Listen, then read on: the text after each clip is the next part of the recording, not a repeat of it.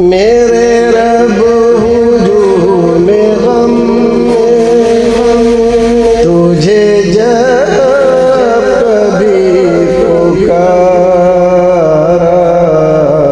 تیری عام رحمتوں نے مجھے دے دیا سہارا۔ الحمدللہ والصلاۃ والسلام علی رسول اللہ۔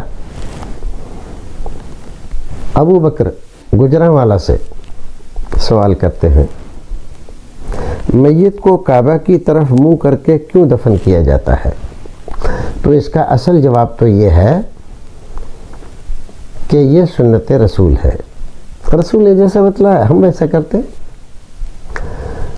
کسی عقلی تک بندی کی وجہ سے ایسا نہیں کرتے کہ کسی کے سمجھ میں آ گیا کہ ایسا کرنا چاہیے، اس میں ایسا یہ فائدہ ہے، اس میں وہ فائدہ ہے۔ رسول اکرم صلی اللہ علیہ وسلم کا فرمان، آپ کا ارشاد، آپ کی سنت مل گئی، بس اتنا کافی ہے مسلمان کے لیے۔ اس کی حکمت، اس کی مصلحت، اس کا فلسفہ نہیں بھی اس کی سمجھ میں آیا تو کوئی حرج نہیں ہے۔ اس کی مصلحت، اس کا فلسفہ رسول اکرم صلی اللہ علیہ وسلم بہتر جانتے تھے، اور اللہ رب العزت بہتر جانتا تھا جس نے اپنے نبی کو دین سکھانے کے لیے ہمارے درمیان بھیجا تھا۔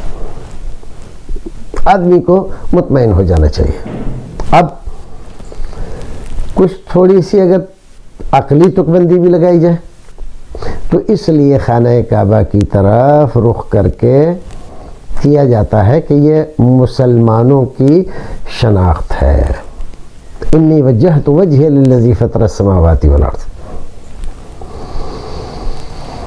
نماز میں ایک مسلمان ساری زندگی خانہ کعبہ کی طرف رخ کر کے کھڑا ہوتا رہا۔ اب بعد مرنے کے کیا اس خانہ کعبہ سے رخ پھیر لے گا؟ نہیں، اس کا رخ اسی کی طرف ہے، کیونکہ وہ اللہ کا پاکیزہ گھر ہے اور وہ ہمارا قبلہ ہے، تو ہم قبلے سے رخ نہیں موڑیں گے۔ تو رسول اکرم صلی اللہ علیہ وسلم کی سنت کے ساتھ یہ بات بھی ہمیں پتہ چلی کہ یہ شعار ہے اسلام کا، کعبے کی طرف رخ کرنا، اور ہمیں حکم دیا گیا ہے۔ پھر ایک مسلمان اپنی زندگی میں یہ اعلان کرتا تھا، انی وجہت وجہی للذی فطر السماوات والارض۔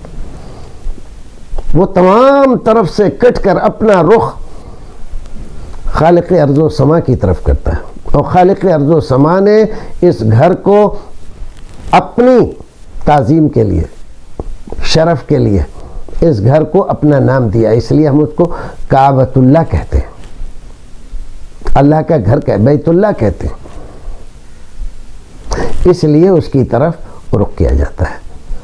واللہ اعلم بالصواب۔ السلام علیکم ورحمۃ اللہ وبرکاتہ۔